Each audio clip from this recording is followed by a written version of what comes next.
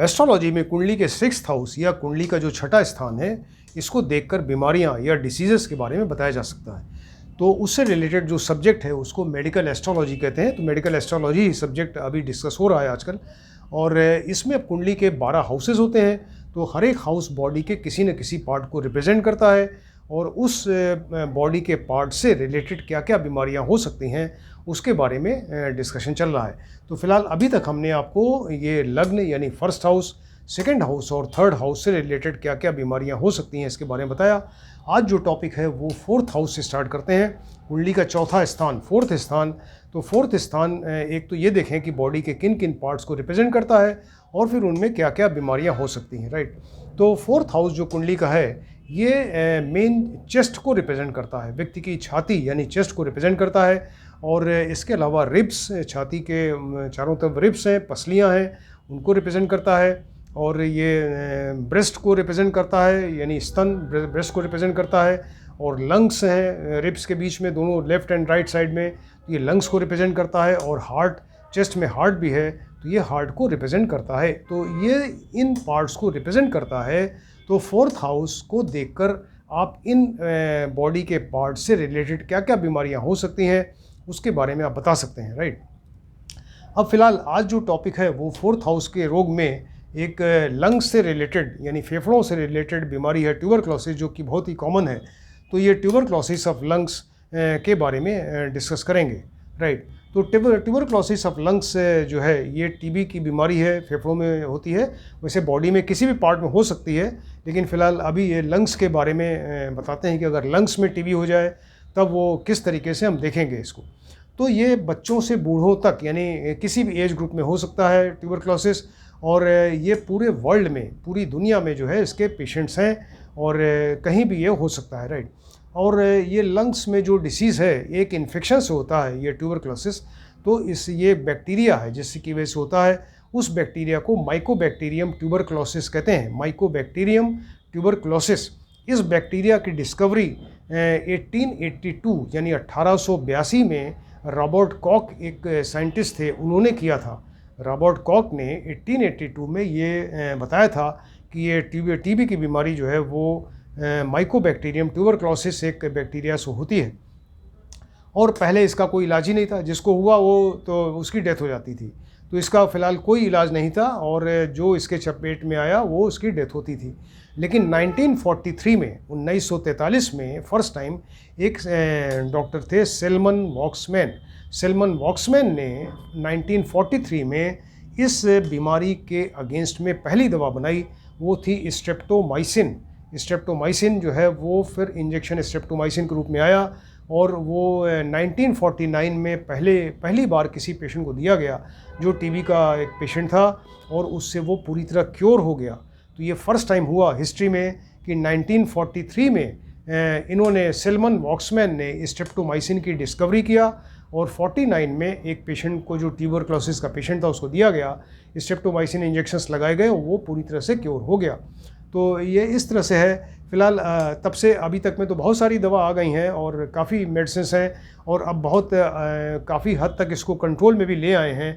और अभी इस समय इंडिया में, इंडिया कंट्री जो है उसमें RNTCP, revise national tuberculosis control programme, RNTCP है, revise national tuberculosis control programme में एक NSP है, यानी नेशनल स्ट्रेटेजिक प्लान में control and elimination of tuberculosis programme चल रहा है इनका। NSP, नेशनल स्ट्रेटेजिक प्लान में इसको ट्यूबरक्लोसिस को कैसे कंट्रोल करें, कैसे एलिमिनेट कर दें, यानी इसका एक भी पेशेंट न रहे। तो ये जो है वो 2017 से लेकर 2025 तक का इनका इंडिया गवर्नमेंट का प्रोग्राम है, ये अभी चलाया जा रहा है, और काफ़ी हद तक इसको कंट्रोल कर भी लिया है। अब सपोज़ किसी को ट्यूबरक्लोसिस ऑफ लंग्स होता है, लंग्स में टीबी हो गया, तो फिर किस तरीके से वो पेशेंट आप देखेंगे या कैसे पता चलेगा। तो ऐसे व्यक्ति को खांसी जुकाम होता है, लंग्स में है डिसीज़, तो उसको खांसी जुकाम, बलगम निकलना, सांस फूलना, ये सब होता है। और वो फिर जो दवा है खांसी जुकाम की, उनसे ठीक होता नहीं वो, और उसको बराबर जो है फीवर बना रहता है। और उसकी गर्दन में और ये जो आर्मपिट्स हैं इसमें लिम्फ नोड्स या गिल्टी जिसको कहते हैं वो लिम्फ नोड्स बढ़ जाते हैं, ऐसा भी बढ़ सकता है। उसकी एपेटाइट एकदम कम हो जाती है, राइट। और इसके अलावा उसका वेट बहुत कम होने लगता है। जब वह खाना ही नहीं खाएगा, उसकी भूख नहीं लग रही है, तो उसका वज़न भी जो है बॉडी वेट बहुत कम होने लगता है और उसके अंदर कोई एक्टिवनेस ही नहीं रह जाती। वो बड़ा लिथार्जिक और बड़ा डल सा रहता है और उसको हर समय बुखार बना हुआ है, तबीयत उसकी अंदर से ठीक लगती नहीं है। ये प्रॉब्लम है, बराबर खांसी, जुकाम, बलगम और बढ़ता जाता है अगर ट्रीटमेंट ना हो तो। अब ये तो बताया आपको मेडिसिन से रिलेटेड ट्यूबरक्लोसिस ऑफ लंग्स के बारे में।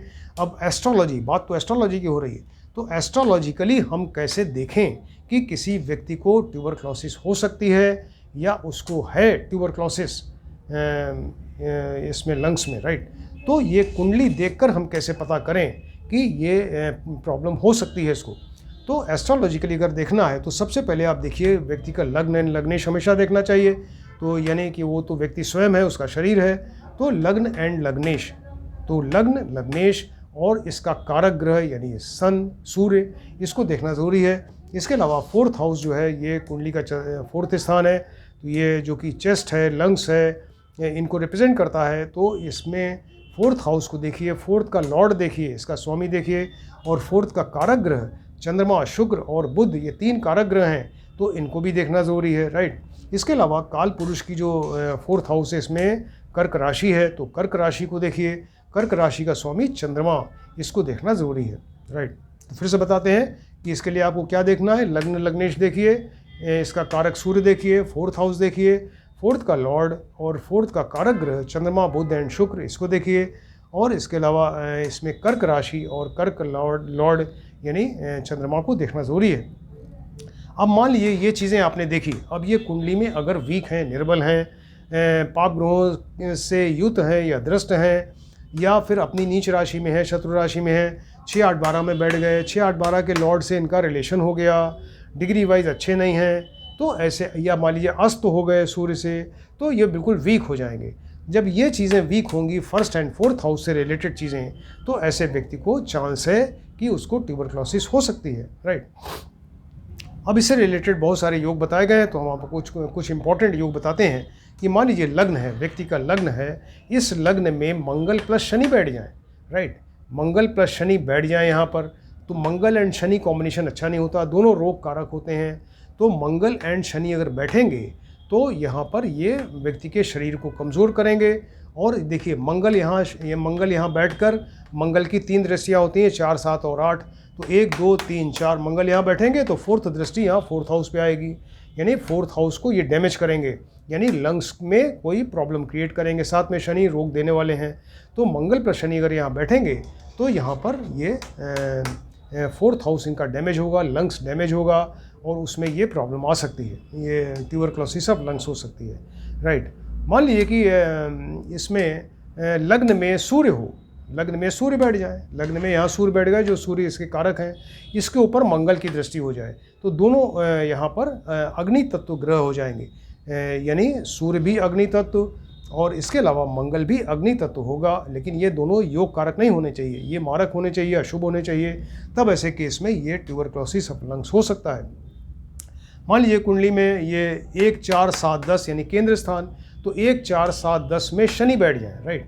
यहाँ पर शनि बैठ जाए जो रोग के कारक हैं, चाहे 1 नंबर में, चाहे 4 या 7 या 10 में हाउस में शनि बैठ गए, और 6th में यहाँ राहु बैठ जाए, 6th स्थान में राहु बैठ जाए। 6th स्थान रोग का स्थान है, राहु रोग को देने वाले हैं, तो 1, 4, 7, 10 में शनि बैठ गए, 6th में राहु बैठ गए, और इसके अलावा 7th में यहाँ निर्बल चंद्रमा बैठ जाए, तो चंद्रमा जो कि फोर्थ हाउस का कारक है, तो ये यहाँ पर 1, 4, 7, 10 में शनि जो रोग को देने वाले, और इसके अलावा 6th हाउस में राहु रोग को देने वाले, और इसके अलावा 7th में अगर निर्बल चंद्रमा यहाँ बैठेंगे जो कि लंग्स को वीक करेंगे, चेस्ट को वीक करेंगे, तो व्यक्ति को ट्यूबरक्लोसिस ऑफ लंग्स हो सकता है, राइट। मान लीजिए लग्न का लॉर्ड है, लग्नेश है, तो लग्न का लॉर्ड लग्नेश एंड चंद्र मिल के यहाँ 6th हाउस में बैठ जाए, राइट। तो लग्न का लॉर्ड यानी लग्नेश जब 6th में बैठेगा तो व्यक्ति का शरीर कमज़ोर होगा, उसको बीमारी जल्दी होगी, यानी इन्फेक्शन जल्दी हो जाएगा, तो उसका शरीर कमज़ोर हो रहा है। साथ में चंद्रमा बैठ गए, चंद्रमा यानी ये लंग्स के कारक हैं, तो लग्नेश यानी शरीर और प्लस चंद्रमा यहाँ यानी लंग्स अगर यहाँ रोग के स्थान में बैठेंगे तो व्यक्ति जो है उसका शरीर कमज़ोर हुआ और लंग्स कमज़ोर हो गए, और उसको लंग्स की बीमारी यानी ट्यूबरक्लोसिस ऑफ लंग्स हो सकता है, राइट। मान लीजिए लग्न का लॉर्ड है और शुक्र है, जो शुक्र भी फोर्थ का कारक है, तो लग्नेश प्लस शुक्र जो है ये 6, 8, 12 में कहीं बैठ जाए। 6, 8, 12 भी रोग के स्थान है, छठा स्थान रोग का स्थान है। ये भयंकर बीमारी, ये तो लॉन्ग स्टैंडिंग दीर्घकालीन रोग देने वाला, मृत्यु तुल्य कष्ट देने वाला। 12th स्थान ये लग्न का व्यय स्थान है, लग्न को यानी शरीर की या हेल्थ को वीक करने वाला स्थान है, हानि का स्थान है, एक्सपेंडिचर का स्थान है। तो यहाँ पर ये यानी लग्नेश लग्न का लॉर्ड और शुक्र जो फोर्थ का कारक है वो 6, 8, 12 में कहीं अगर बैठ जाएगा तो ऐसे व्यक्ति को ट्यूबरक्लोसिस ऑफ लंग्स की प्रोबेबिलिटी है वो हो सकता है। राइट। मान लीजिए कि सूर्य है, अब सूर्य जो अग्नि तत्व है ये 1, 4, 8 में कहीं बैठ जाए। राइट। इसमें 1 नंबर, 4 नंबर, 8 नंबर में बैठ गए तो सूर्य यहाँ लग्न में बैठा, या 4th हाउस में जो लंग्स का घर है यहाँ बैठ गया, या 8th स्थान में बैठ गया, रोग का स्थान है। और मंगल और शनि जो है मिलके यहाँ पर 10th हाउस में बैठ जाएं। अब देखिए मंगल एंड शनि यहाँ बैठे हैं, और इसके अलावा ये सूर्य कहाँ बैठे हैं, 1 नंबर, 4 नंबर, 8 नंबर में बैठे। राइट। तो मंगल एंड शनि जो दोनों रोग कारक हैं अगर 10th में बैठेंगे तो मंगल की 4th दृष्टि लग्न पे पड़ेगी, लग्न को कमज़ोर कर रहा है। मंगल एंड शनि की 7th दृष्टि यहाँ 4th हाउस से पड़ेगी, जो कि लंग्स को पूरी तरह से रोगी बना रहे हैं या उसको कमज़ोर कर रहे हैं, तब ये प्रॉब्लम हो सकती है। राइट। तो यहाँ पर बताया आपको कि ये सूर्य जो है वो 1, 4, 8 में कहीं बैठ जाएं, और मंगल एंड शनि जो है वो 10th हाउस में यहाँ अगर बैठते हैं मंगल एंड शनि तो ये प्रॉब्लम हो सकती है। राइट। मान लीजिए कि सूर्य है, ये सूर्य जो 1 नंबर के कारक ग्रह हैं, लग्न के कारक हैं, ये कर्क राशि में बैठ जाए। राइट। यानी जलीय राशि में। अब देखिए सूर्य जो है अग्नि तत्व है, ये बैठेंगे कर्क राशि, यानी जो ये काल पुरुष की 4th राशि है, 4th हाउस की राशि है। तो सूर्य जो है अगर यहाँ कर्क राशि में बैठें और चंद्रमा जो 4th का कारक है ये सिंह राशि में बैठ जाए, अपोजिट एक दूसरे के, एक जलीय ग्रह, एक अग्नि तत्व का ग्रह जलीय राशि में, दूसरा जलीय ग्रह अग्नि तत्व की राशि में, इस तरह से अगर बैठ जाएं, यानी सूर्य कर्क राशि में और ये चंद्रमा जो है सिंह राशि में बैठेंगे, तब ये चांस है कि ट्यूबरक्लोसिस ऑफ लंग्स हो सकता है। इसी तरह से मान लीजिए कि D9 कुंडली देख लीजिए आप, जैसे नवांश कुंडली होती है इसी का D9 देख लीजिए, डिविजनल चार्ट 9 या नवांश कुंडली। तो सूर्य जो है वो चंद्रमा के नवांश में बैठ जाए। सूर्य जो है वो चंद्रमा के D9 कुंडली में सूर्य कहाँ बैठे, चंद्रमा की राशि में, यानी चंद्रमा के नवांश में। और चंद्रमा जो यहाँ कहीं बैठे हैं वो D9 कुंडली नवांश कुंडली में वो सूर्य के नवांश में बैठ जाए, तो ऐसे केस में ट्यूबरक्लोसिस ऑफ लंग्स की प्रोबेबिलिटी है, ऐसा हो सकता है। मान लीजिए कि सूर्य के साथ चंद्रमा, सूर्य एंड चंद्रमा दोनों मिलके या तो कर्क राशि में या सिंह राशि में बैठ जाएं, तब भी ये ट्यूबरक्लोसिस ऑफ लंग्स हो सकता है। राइट। मान लीजिए कि चंद्रमा एंड बृहस्पति ये जलीय राशि क्या है, 4, 8, 12 ये जलीय राशि हैं। इसके अलावा 7, 10 और 11 ये भी जलीय राशि हैं। तो 4, 8, 12, 7, 10, 11 इन राशियों में बैठे चंद्रमा एंड बृहस्पति, ये जलीय राशि में होकर यहाँ 8th में बैठ जाए। राइट। चंद्रमा जो है वो जलीय, एक तो चंद्रमा 8th स्थान में बैठ गए, वैसे ही कमज़ोर हो गए, लंग्स को कमज़ोर कर दिया, साथ में ये जलीय राशि में बैठ गए, यानी 1, 4, 8, 12 या 7, 10, 11 राशि में बैठ के और यहाँ 8th स्थान में अगर बैठ जाएंगे पूरी तरह निर्बल हो जाएंगे, लंग्स को पूरी तरह कमज़ोर करेंगे और ये ट्यूबरक्लोसिस ऑफ लंग्स हो सकता है। राइट। मान लीजिए कि चंद्रमा जो है वो 1, 4, 6, 8 भाव में यहाँ बैठें, 1, 4, 6 या 8 भाव में बैठ जाए। राइट। चंद्रमा जो है, चंद्रमा ग्रह ये कमज़ोर होके, निर्बल होके, पाप ग्रहों से युत या दृष्ट होके यहाँ पर 1, 4, 6, 8 स्थान में बैठ जाए। 6 एंड 8 रोग के स्थान है, 1 नंबर लग्न हो गया, 4 नंबर ये अपने ही स्थान, अपने कारक है, वहाँ बैठ गए। और यहाँ जहाँ बैठे 1, 4, 6, 8 में इनके दोनों तरफ जो है शनि एंड मंगल हो, यानी शनि मंगल के बीच में बैठे हैं। तो चंद्रमा, फिर से बताते हैं, चंद्रमा निर्बल होकर, वीक होके, पाप ग्रहों के प्रभाव में आकर अगर 1, 4, 6, 8 में बैठें और ये शनि मंगल के बीच में बैठें, अगर यहाँ बैठे हैं तो शनि यहाँ, मंगल यहाँ, यहाँ बैठे हैं तो शनि यहाँ, मंगल यहाँ, यहाँ बैठे हैं शनि यहाँ, मंगल यहाँ, यहाँ बैठे हैं तो शनि यहाँ, मंगल यहाँ, माने शनि मंगल के बीच में।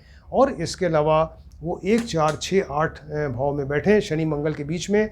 और सूर्य जो है वो मकर राशि में हो, सूर्य जो है वो वीक हो गया मकर राशि में, मतलब वो सूर्य जो है वो उनके परम शत्रु हैं शनि के। तो सूर्य यहाँ मकर राशि में बैठ गए, शनि के घर में जाके बैठ गए, तो वो सूर्य भी कमज़ोर हो गए। तो ऐसे केस में वो ट्यूबरक्लोसिस ऑफ लंग्स हो सकता है। इस तरह के बहुत सारे योग बताए गए हैं। तो और आपको योग बताते हैं। मान लीजिए मंगल है, मंगल ग्रह जो है, मंगल प्लस शनि ये 6th में बैठ जाए, राइट। मंगल और शनि जो दोनों रोग कारक हैं, अब देखिए मंगल प्लस शनि यहाँ 6th हाउस में अगर बैठेंगे तो यहाँ अगर बैठेंगे तो मंगल एंड शनि की दृष्टि यहाँ पड़ेगी, 7, 8, 9, 10 यहाँ पड़ेगी, राइट। तो मंगल एंड शनि अगर 6th में बैठते हैं और इनके ऊपर सूर्य और राहु की दृष्टि हो जाए, तो मंगल और शनि तो वैसे ही यहाँ बैठ कर रोग कारक हो गए, रोग देने वाले हो गए, ऊपर से राहु और सूर्य की अगर दृष्टि हो गई तो फिर ये बहुत ज़्यादा रोग देंगे और व्यक्ति को रोगी बनाएंगे और ट्यूबरक्लोसिस ऑफ लंग्स हो सकता है। मान लीजिए कि लग्न बुध के साथ मिलके, लग्न जो है बुध के साथ मिलके 6th हाउस में बैठ जाए, मंगल प्लस बुध आपस में शत्रु हैं, राइट। तो मंगल और बुध यहाँ मंगल एंड बुध यहाँ 6th हाउस में बैठ जाएँ, इनके ऊपर चंद्रमा और शुक्र की दृष्टि हो जाए। चंद्रमा लंग्स के कारक, शुक्र 4th हाउस ये भी लंग्स के कारक हैं। तो चंद्रमा मंगल प्लस बुध यहाँ 6th हाउस में यानी रोग देने वाले, उनके ऊपर चंद्रमा प्लस शुक्र की दृष्टि हो जाएगी, तब व्यक्ति को ये ट्यूबरक्लोसिस ऑफ लंग्स हो सकता है। मान लीजिए कि चंद्रमा और ये मंगल एंड बुध जो है ये यहाँ 6th स्थान में बैठ गए, मंगल एंड बुध यहाँ बैठे और 6th हाउस में इनके ऊपर सूर्य और चंद्रमा की दृष्टि हो जाए, सूर्य और चंद्रमा की दृष्टि अगर हो जाएगी तब भी ये ट्यूबरक्लोसिस ऑफ लंग्स हो सकता है। मान लीजिए मंगल प्लस राहु, मंगल एंड राहु दोनों ही क्रूर एंड पापी ग्रह हैं, मंगल क्रूर ग्रह है, राहु क्रूर एंड पापी ग्रह है। तो ये मंगल के साथ में राहु मिलके 4th हाउस या 5th हाउस में अगर बैठ जाएं तो ऐसे केस में व्यक्ति को ट्यूबरक्लोसिस ऑफ लंग्स हो सकता है, राइट। कर्क राशि, मान लीजिए कर्क राशि है, ये यहाँ पर आपको बताया कि ये काल पुरुष की जो राशि है 4th हाउस में, ये कर्क राशि है यानी 4 नंबर की राशि है। तो कर्क राशि में यहाँ बुध बैठ जाए, कर्क राशि का बुध कोई हो और वो पाप ग्रहों से युत या द्रष्ट हो जाए, कर्क राशि का बुध हो कुंडली में कहीं बैठ जाए कर्क राशि में लेकिन बैठे और उसके ऊपर पाप ग्रहों की युति दृष्टि हो जाए, तब ऐसे केस में ट्यूबरक्लोसिस ऑफ लंग्स हो सकता है, राइट। मान लीजिए कुंडली के 6ठे 8वें स्थान में, 6ठा स्थान 8वां स्थान दोनों रोग के स्थान है, तो 6ठे 8वें स्थान में जलीय राशि हो, कोई जलीय राशि मतलब 4, 8, 12, 7, 10, 11 ये सब राशियाँ आपको बताया। तो 6 नंबर 8 नंबर में जलीय राशि में निर्बल चंद्रमा यानी वीक चंद्रमा पाप ग्रहों के साथ में होके बैठ जाए। फिर से बताते हैं, 6ठे 8वें स्थान में जलीय राशि में चंद्रमा वीक होके और इसके अलावा पाप ग्रहों के साथ मिल के यहाँ बैठ जाएगा, तो व्यक्ति को ट्यूबरक्लोसिस ऑफ लंग्स के चांसेस हैं, हो सकता है, राइट। मान लीजिए केतु जो है, केतु ग्रह जो है ये भी रोग देने वाले ग्रह हैं। तो केतु जो है या तो 6th के लॉर्ड के साथ बैठ जाए कुंडली में कहीं पे, 6ठे का लॉर्ड मतलब षष्ठेश हो गया, तो केतु प्लस षष्ठेश कुंडली में कहीं बैठ जाए, या केतु की दृष्टि हो जाए 6th के लॉर्ड के ऊपर, 6th के लॉर्ड के ऊपर जो रोग देने वाला ग्रह है उस पर केतु की दृष्टि हो जाएगी, तब ऐसे केस में ट्यूबरक्लोसिस ऑफ लंग्स हो सकता है।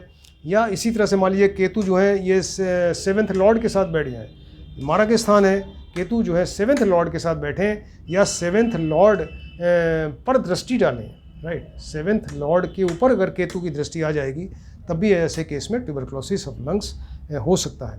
तो ये ट्यूबरक्लोसिस ऑफ लंग्स बहुत ही कॉमन, बहुत पूरे वर्ल्ड में ये एक समय में तो बहुत ज़्यादा केसेस थे, अब काफ़ी केसेस के कम हो गए हैं, काफ़ी कंट्रोल में आ गया है और भी कंट्रीज़ इसको कंट्रोल कर रही हैं। और आपको जैसे बताया इंडिया में जो प्रोग्राम चल रहा है इसके यानी 2017 से 2025 के बीच में इसको कंट्रोल करने का एक प्रोग्राम है, एक कंट्रोल एंड एलिमिनेट करने का प्रोग्राम है। तो इससे ये काफ़ी इंपॉर्टेंट सब्जेक्ट है मेडिकल एस्ट्रोलॉजी का, बहुत ज़्यादा इंपॉर्टेंट है मेडिकल एस्ट्रोलॉजी का, और इसको आप ध्यान से देखिए और स्टडी करिए। Thank you.